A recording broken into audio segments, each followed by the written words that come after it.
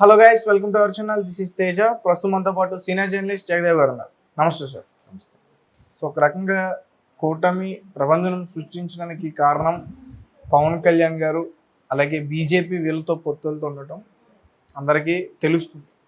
కానీ నిజానికి లోకేష్ గారు ఈ పొత్తులు కానీ బాబు గారు అరెస్ట్ అవ్వకముందు కానీ యువగలమని ఒక పాదయాత్ర స్టార్ట్ చేసినప్పటి నుంచి టీడీపీకి ఒక వేవ్ వచ్చిందని చెప్పేసి చెప్తున్నారు. ఒక రకంగా టీడీపీ పుంజుకోవడానికి కూడా కారణం అదే అని చెప్తున్నారు. సో దాని గురించి ఇప్పుడు కూటమి ప్రభుత్వం ఏర్పడడంలో కీలక పాత్ర first man of the series అంటే పవన్ కళ్యాణ్కి ఇవ్వాలి. నెక్స్ట్ ఇమ్మీడియట్ అంత కీలక పాత్ర వహించింది లోకేష్ అనే చెప్పచ్చు. ఎందుకంటే పవన్ కళ్యాణ్ అంటే చెప్పాను ఇంతకుముందు మాట్లాడుకున్నాం, ఆయన ఎట్లా బీజేపీని కూడా అంత పర్సనల్ని టీడీపీతో కలవడానికి ఎలాగా పొత్తులు కుదిర్చారు, ఎన్ని ఇబ్బందులు పడ్డారో అవన్నీ కూడా మాట్లాడుకున్నాం. ఇక్కడ లోకేష్ గారి విషయానికి వస్తే మంగళగిరిలో పోటీ చేశారు, ఓడిపోయాడు. సరే, తండ్రి పదవి ఇచ్చారు కాబట్టి ఎమ్మెల్సీగా చేసి మినిస్టర్ అయ్యారన్నారు. ఈయనకి ఏం మాట్లాడడమే రాదు, పప్పుగాడు, శుద్ధ వేస్ట్, తల్లిచాటు బిడ్డ, ఏదో నెపోటిజం, రాజకీయాల్లో కూడా నెపోటిజం ఉండబట్టే ఈయనకి ఆ మాత్రమే వచ్చింది. అదే జూనియర్ ఎన్టీఆర్ గారిని చుంటే ఇప్పటికి భలే ఉండేది. ఇట్లాంటివన్నీ ఒకటి కాదు. నాకు తెలిసి పవన్ కళ్యాణ్ గారి తర్వాత అంత ట్రోల్స్ మళ్ళీ లోకేష్ గారు ఎదుర్కొన్నారని నా అభిప్రాయం. ఎంత ఎదుర్కొన్నా కూడా ఆయన జనాల్లోనే ఉన్నాడు. ఇంకొక పెద్ద ఘోర పరాభవం అంటే అవమానం ఏంటంటే కన్న తల్లిని కూడా అవమానించారు ఆయన. ఇప్పుడు మిమ్మల్ని నన్ను అన్నా మనం పట్టించుకోం, కొంత కాసేపు ఆవేశపడతాం, వేస్ట్ గడరా నన్ను ఊరుకుంటాం. కానీ అదే మీ తల్లిను నా తల్లిని ఎవడైనా అంటే ఊరుకుంటామా? ఆయన అప్పటికీ సంయమనం పాటించాడు. పాటిస్తూనే వీళ్ళకలా కాదు, మనం కొడితే కుంభస్థలాన్ని కొట్టాలి, మనం అంటే ఏంటో చూపించాలి అన్నాడు. ప్రజల్లోనే ఉన్నాడు. కరోనా ఎప్పుడైతే వచ్చిందో ఆయన మాటలోనే చెప్పాడు, కరోనా ఎప్పుడైతే వచ్చిందో తన భార్య, ఆమె బ్రాహ్మణి గారు, ఆవిడ ఏదైతే చెప్పిందో చాలా చేంజ్ చేసింది. అలా కాదు, ముందు మీ పర్సనాలిటీ మార్చాలి, తగ్గాలి, మీరు ఎట్లా ఓవర్కమ్ అవ్వాలి, మీ మేక్ ఓవర్ అవ్వాలి, ఎట్లా అది రకరకాల సజెషన్స్. తల్లి ఒక పక్క, భార్య ఒక పక్క. మరోవైపు బాబు గారు అసలు ఏముంది, లోకేష్ ఒక కార్యకర్తగా వస్తాడులే, అలా డెవలప్ అవుతాడులే అనే ఉన్నారు తప్ప చంద్రబాబు గారు అబ్బాయి కదా అని డైరెక్ట్గా కూర్చోబెట్టలే. అట్లా ఏం చేద్దాం, మొత్తానికి చాలా చేంజ్ అయ్యారు. ఎందుకంటే ఎంత చేంజ్ అయ్యారంటే రామ్ గోపాల్ వర్మ అనే ఒక ఫేమస్ డైరెక్టర్ జనరల్గా అమ్మాయిల గురించి హీరోయిన్ గురించి మాట్లాడదు తప్ప అబ్బాయిల గురించి హీరోయిన్ గురించి ఎప్పుడు పొగడారు. అటువంటిది ఆయన కూడా లోకేష్ బాగా చేంజ్ అయ్యారు. మనం చేసిన ట్వీట్ల వల్ల చేంజ్ అయినట్టున్నాడు అన్నట్టు కూడా ఆయన వెటకారంగా వస్తారన్నాడు. నిజంగానే మీరు అన్నట్టు 3000 కిలోమీటర్లు యువగలం పాదయాత్ర, ఆ తరువాత ఒక డైరెక్ట్గా బహిరంగ సభలు ఏంటి, ఒక కాలేజీకి వెళ్ళి అక్కడ స్టూడెంట్స్తో, ఒక రచ్చబండకి వెళ్ళి అక్కడ గ్రామ ప్రజలతో, ఒక కళ్యాణ మండపం బుక్ చేసి అక్కడ ఉన్న స్థానిక నాయకులతో, ఇలాగ ప్రతిదీ డైరెక్ట్ ఇంటరాక్ట్. ఏదో స్టూడియోలో కూర్చొని ఇంటర్వ్యూ చేసి బాబు ఈ క్వశ్చన్ అడుగు, ఆ క్వశ్చన్ అడగకు, అలా కాదు. ఎవరికి ఏ క్వశ్చన్ అయినా అడగచ్చు. ఏది కూడా స్క్రిప్ట్ లేకుండా, పేపర్ చూడకుండా ఆన్సర్స్ చెప్పాడు ఆయన. ఓపెన్గా 155 బహిరంగ సభలు నిర్వహించాడండి, ఇంటరాక్టివ్ సభలు, 70కి పైగా సమావేశాలు, ఓపెన్ సభలు, ఒక 20-30 రచ్చబండ కార్యక్రమాలు. అది కాకుండా దగ్గర ఒక 30 సోషల్ మీడియా ఛానల్స్, అది కాకుండా నేషనల్ ఛానల్స్ ఒక 6, స్టేట్ వైడ్గా ఉండే ఛానల్స్ ఒక 10-12, వీటన్నిటికి కూడా ఇంటర్వ్యూస్ ఇచ్చాడు. నేషనల్ ఛానల్స్లో అయితే ఇంగ్లీషు హిందీ కూడా మాట్లాడాడు. ఈయనకేం వచ్చిలే, ఏం మాట్లాడతాడులే అన్నారు. అంతనా?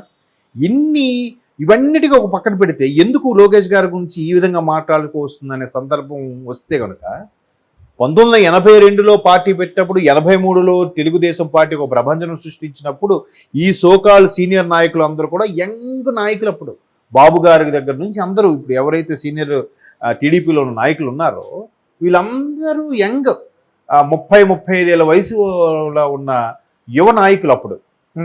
అప్పుడు ఎన్టీఆర్ గారు కూడా ఇట్లాంటి యంగ్ ఉడుకు రక్తాన్ని తీసుకొచ్చి అభ్యర్థులుగా ప్రకటించడం, ఆయన ఇంకో అదృష్టం ఏంటంటే ఆయన హయాంలో అప్పట్లో ఆయన పేషీలో ఉండే ఐఏఎస్ ఆఫీసర్లు కూడా యంగ్ వాళ్ళే ఉండేవారు.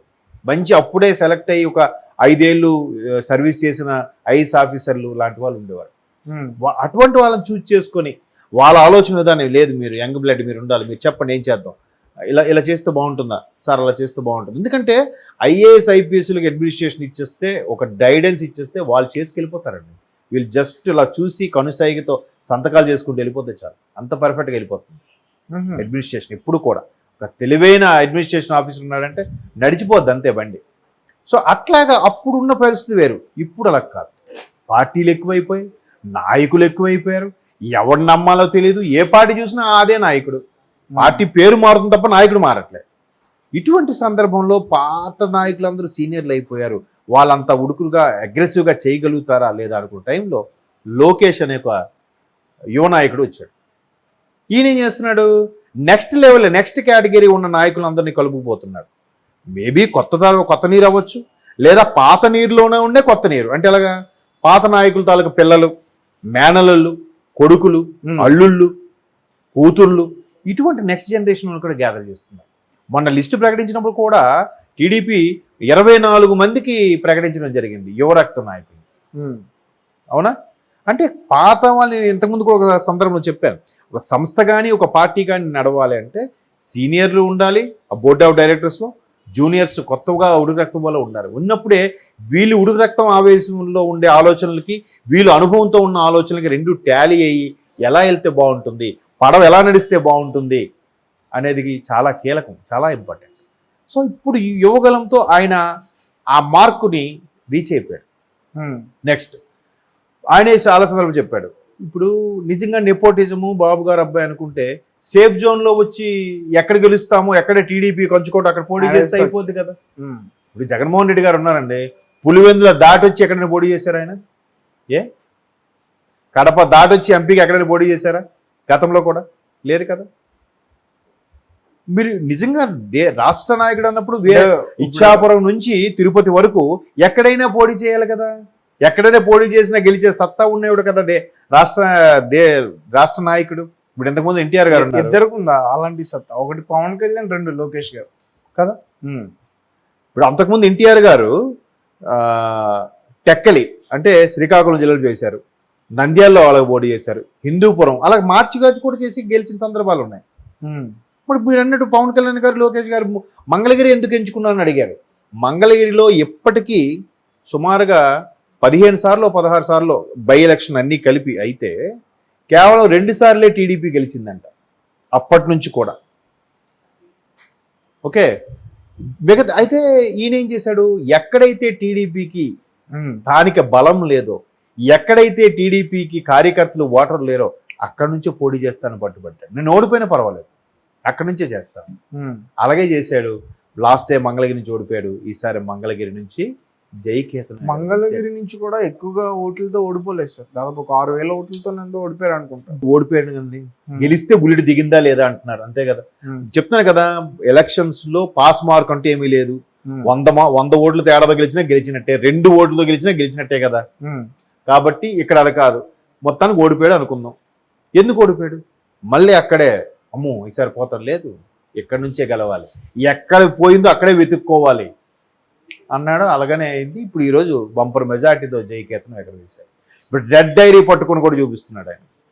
ఎవడైతే ఆ బార్డర్ లైన్ క్రాస్ చేసి ఆ సివిల్ సర్వెంట్స్ ఐఏఎస్ కానీ ఐపీఎస్ కానీ మితిమీరిగా ఒక పార్టీకి ఒక అధికారానికి కొమ్ము కాసి పనిచేశారో అటువంటి వాళ్ళని రెడ్ డైరీలో ఎక్కించుకొని నేను చూపిస్తాను సత్తా, మా టైం వస్తుందని చెప్పాడు.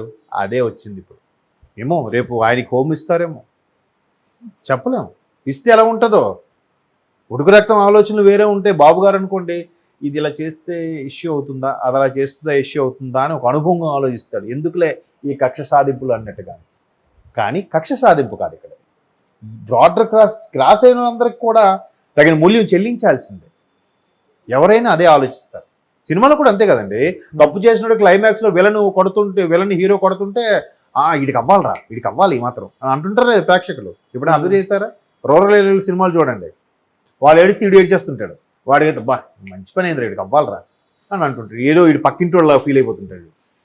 అలాగా రాజకీయాలు కూడా చాలా ఓన్ చేసుకునే సందర్భంలో కొంతమంది కొంత మూల్యం చెల్లించుకునే రోజులు వచ్చాయని అనుకుంటున్నాను.